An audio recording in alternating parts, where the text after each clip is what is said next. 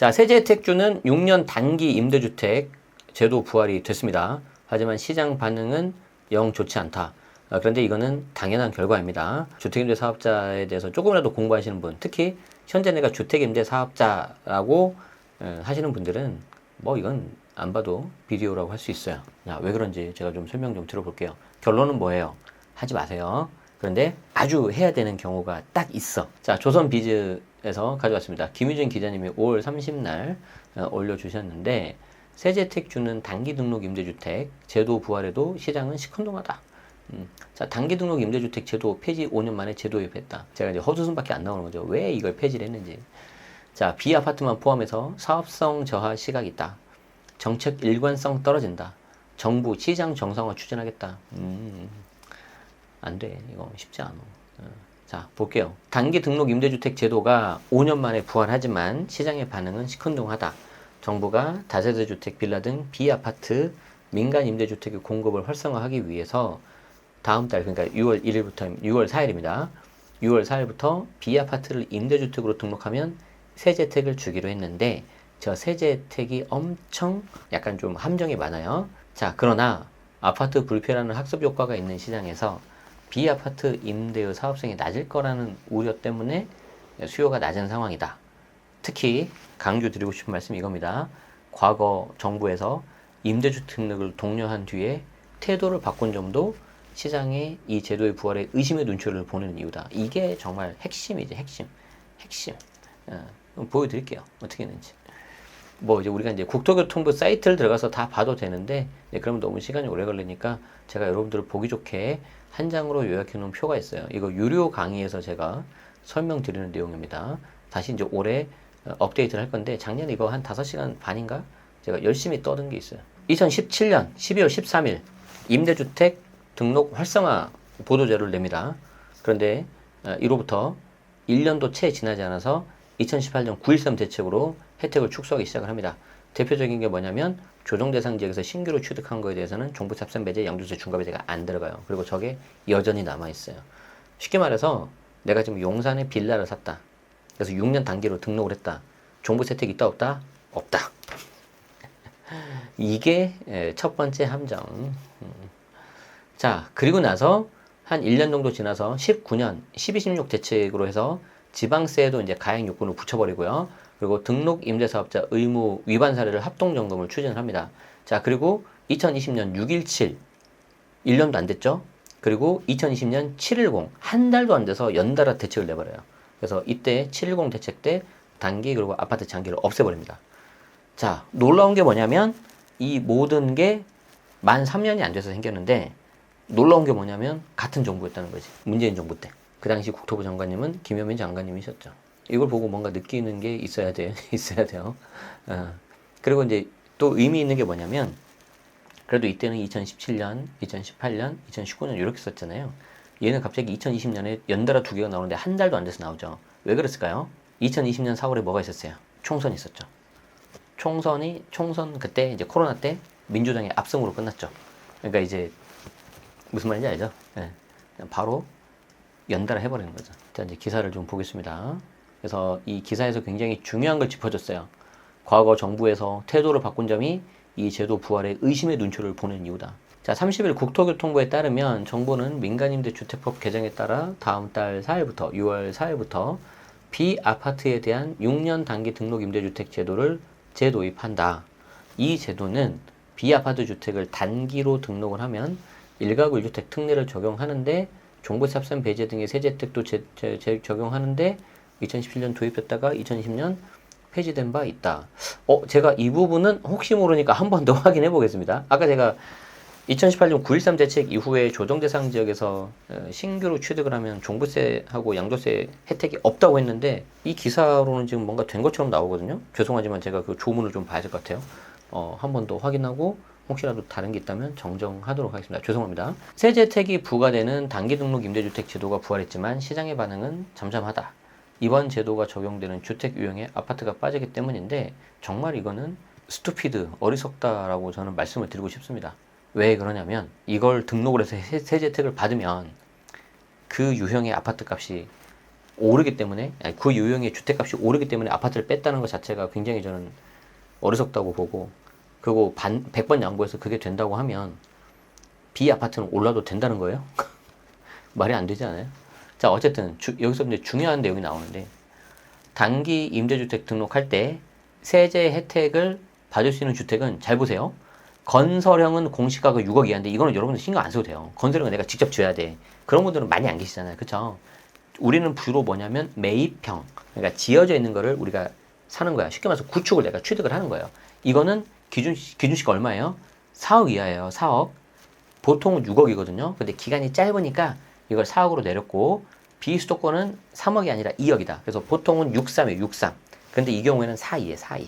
그렇기 때문에 요거 반드시 이거 구분하셔야 된다. 무슨 말이냐면 내가 만약에 4억을 초과했다. 등록을 했다. 혜택 거의 없습니다. 망합니다. 진짜 이거 망해요. 자, 국토부는 비아파트 시장 활성화를 위한 주거사들의 복원과 집값 안정화를 위해서 아파트를 제외했는데, 시장에서는 전세 사기 이후 아파트를 소원하는 현상이 강화되고 있는 상황에서 임대 목적의 비아파트를 매입하는 수요가 있겠냐라고 나오는 거죠. 무슨 말이냐면, 내가 이 임대주택을 공급을 한다는 거는, 내가 만약에 임대사업자라면 일단 내 집은 하나 있어야 될 거 아니에요. 그럼 내 집은 뭐 아파트든 비아파트든 상관이 없어. 근데 내 집을 하나를 마련을 해요. 자, 그리고 그 다음에 임대를 하기 위해서 6년 단기를 해야 되는데 아파트가 안 되잖아요. 그럼 보통 이제 빌라 다세대 해야 될 거 아니에요. 근데 그걸 하면서까지 내가 세제 혜택 그 얼마 되지도 않은 걸 하기 위해서 리스크를 감안하고 하겠냐라는 거죠. 그리고 여기는 또 다른 아주 치명적인 단점이 있습니다. 오늘 상담 오신 분도 여기에 대해서 듣고 깜짝 놀라시던데, 자, 보세요. 내가 주택임대 사업자예요. A주택은 거주를 하고 있대요. 그런데 이번에 6년 단기가 나오니까 이거를 B아파트를 취득을 한 거죠. 자, 그럼 얘가 1번 주택이 되죠. 그리고 얘가 2번 주택이 되죠.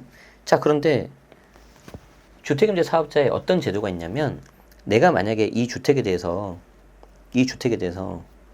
재산세 감면을 받으려고 하잖아요. 그러면은 얘가 최소 2개 이상 있어야 돼요.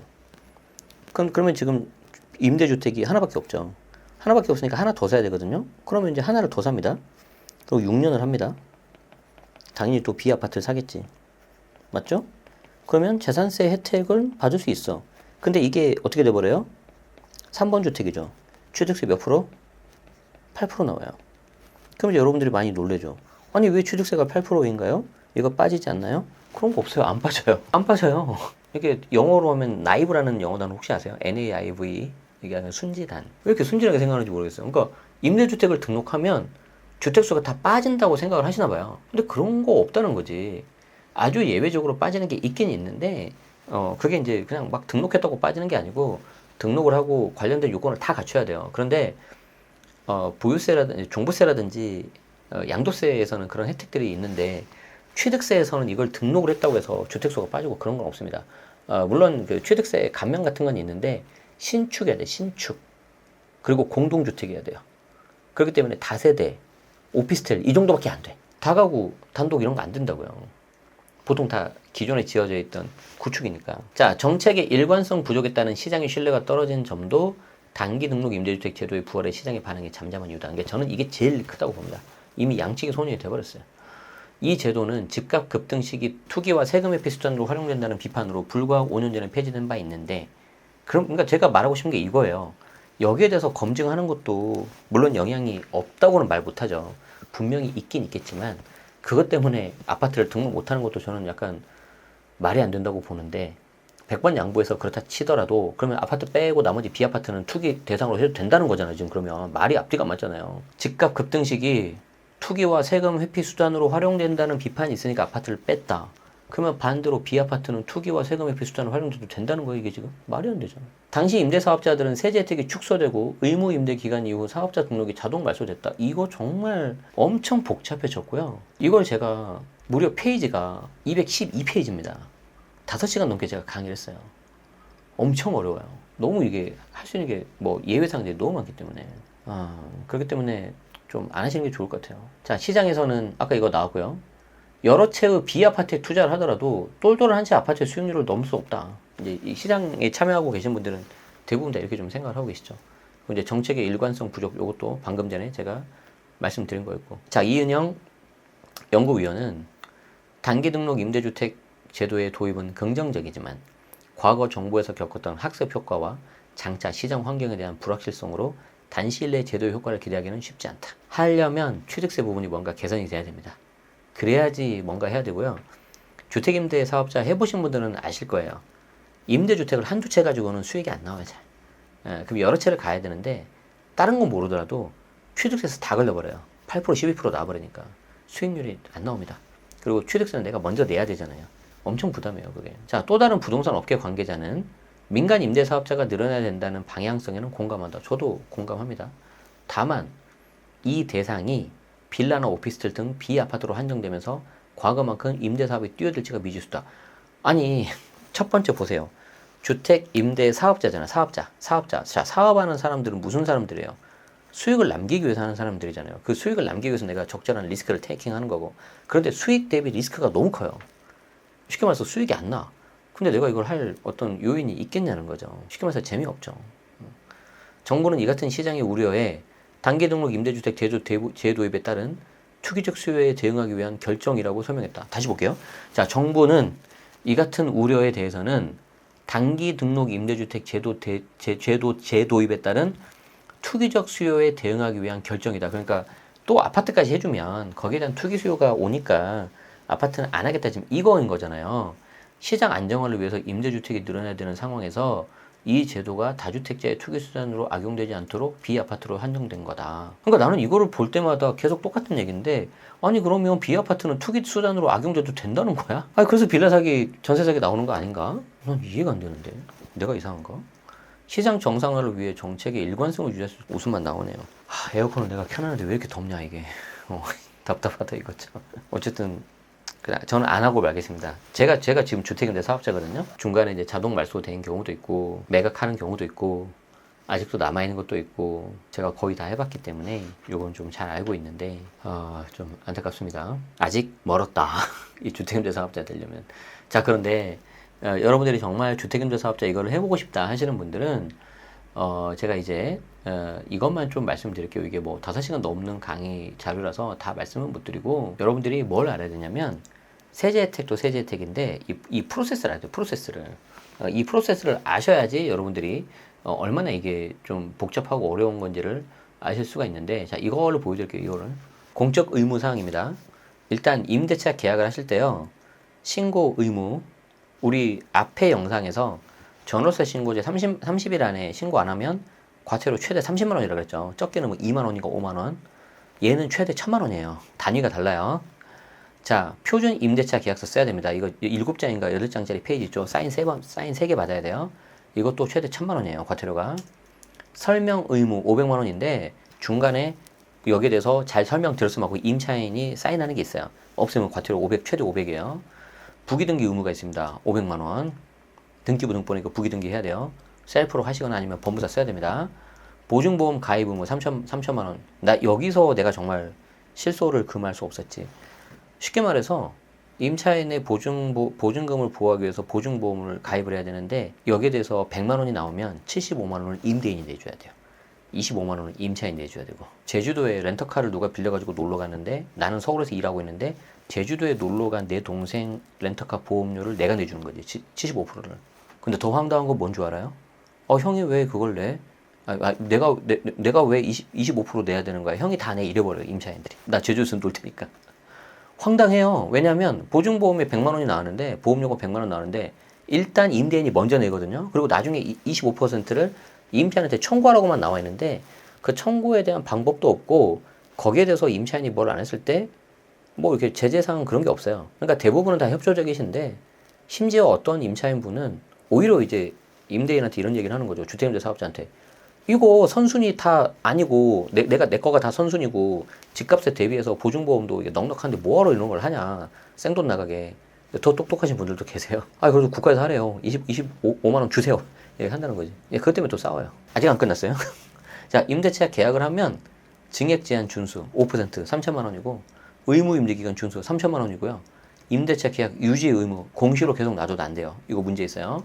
연락 옵니다.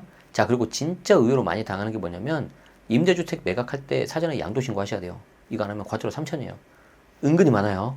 그리고 중간에 내가 의무 임대 기간을 다 못 지키고 하면 임차인 동의 받으셔야 됩니다. 자, 그런데 더 놀라운 게 뭐냐면 방금 제가 말씀드린 거는 겨우 과태료에 해당되는 거고, 여러분이 관심 있는 세제 혜택은 또 따로 봐야 돼. 또 따로. 취득 단계, 보유 단계, 양도 단계 어마어마하죠. 다 지금 설명 못 해요. 자, 다시 물어보겠습니다. 근데 6년짜리를 했을 때 딱 할 수 있는 방법이 있긴 있지. 이제 그걸 내가 설명해 줄게. 아, 이건 진짜 유료 강의예요, 유료 강의. 주택임대 사업자는 반드시 재개발과 엮어야 된다. 재개발 투자하고. 자, 그래서 예를 들어 보겠습니다. 내가 A가 있는데 똘똘한 하나라고 가정을 해봐요. 자, 그리고 내가 B, C, D, E 이렇게 좀 가려고 해. 이렇게 가는데 이 중에서 하나만 재개발이 제대로 터지면은 꽤 괜찮아질 수 있다는 거죠. 자, 그러면은 이게 1번, 2번, 3번부터 이제 8% 나오겠죠? 그리고 4, 5 이거는 취득세가 12%가 나올 거야. 내는 거예요. 내고 얘를 이렇게 묶잖아요. 그래서 어떻게 해야 되냐면 종부세 안 나오게 만들어 버려야 돼. 그리고 나서 장기 보유하는 거예요. 그리고 이 상태에서 요건을 다 갖추었다면은 거주주택 비과세 특례도 받을 수 있어요. 그리고 나서 이 거주주택 비과세 특례를 받고 다시 똘똘이 F로 가잖아요. 그러면 이것도 거주주택 비과세 받을 수 있어요. 있어. 근데 문제가 뭐냐면 아까 말씀드린 것처럼 얘가 취득세, 주택수 다 카운트가 되기 때문에 기준시가 1억 이하가 아니면 그럼 얘가 어떻게 되냐면 취득세가 12%가 나와버릴 거야. 그럼 내가 똘똘이 1 10억짜리에서 똘똘이 2 20억짜리 가잖아요. 12% 2억 4천 나옵니다. 취득세. 가장 좋은 방법이 저 재개발하고 엮는 거예요. 그거 외에는 메리트가 별로 없을 겁니다. 제가 장담하는데. 그래서 6년 의무임대 하시고 의무임대가 끝나면 이건 자동 말소 대상이 아니기 때문에 그냥 그대로 놔둬버리면 계속해서 종부세 혜택 이런 거 받을 수는 있어요. 다만 중간에 갈아타게 할 때는 조심하셔야 된다. 취득세가 다 카운트가 되니까. 그래서 정말 이게 하나만 보시면 안 되고 종합적으로 다 봐야 돼요. 그리고 정말 그 중에 제일 문제되는 것 중에 하나가 뭐냐면 바로 그 취득세 중과입니다. 저는 그렇게 생각하고 있어요. 그거가 아주 모든 그 악의 근원이 지금 되고 있는 거지. 이거 이해하기도 쉽지 않고요. 설명드리는 것도 되게 복잡하고 어려워요. 근데 거기에서 이제 뭔가 틈새를 찾고 어떤 합법적인 방법에서 이제 뭔가 활용할 수 있는 방법을 찾는다면 되게 좋은 수단이 될 수는 있습니다.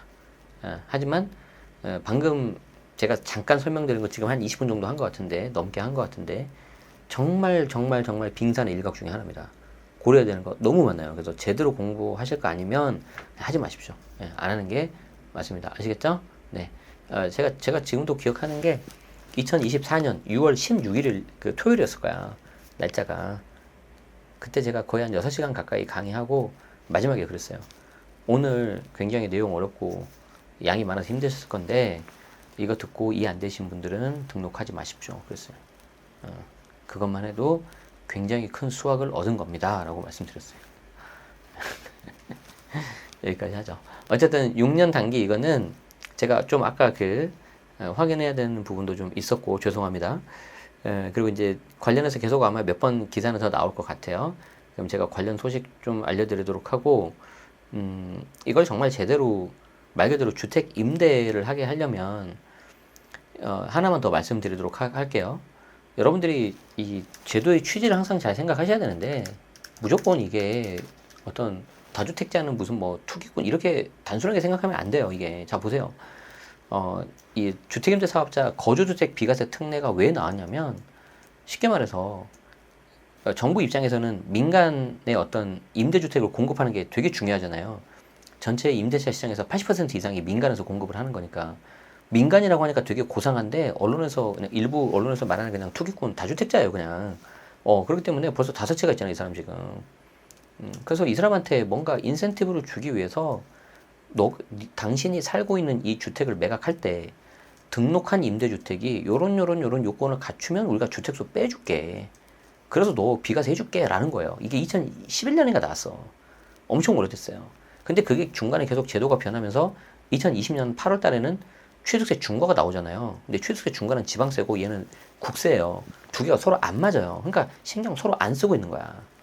그러니까 이런 좋은 제도의 좋은 취지의 제도가 있음에도 불구하고 제대로 활용이 안 되는 거예요. 그래서 이런 민간에서 공급하는 임대주택은 점점 안 좋아지고 어떤 양질의 임대주택이 안 되겠죠. 상대적으로 평균적으로 봤을 때 아파트가 더 낫잖아요. 빌라 다세대보다. 그러니까 평균적으로 말씀드리는 거예요. 지금 오해하지 마시고. 그래서 제가 항상 이런 부분 생각할 때마다 조금 아쉽습니다. 공부를 좀 많이 하셔야 돼요. 만약에 내가 정말 이걸로 한번 뭔가 해보겠다 하시는 분들이. 자, 잔소리 여기까지 하고 오늘 좀 당부의 말씀이 좀 길어졌어요. 어떤 의도이신지 좀 이해해 주시면 감사하겠습니다.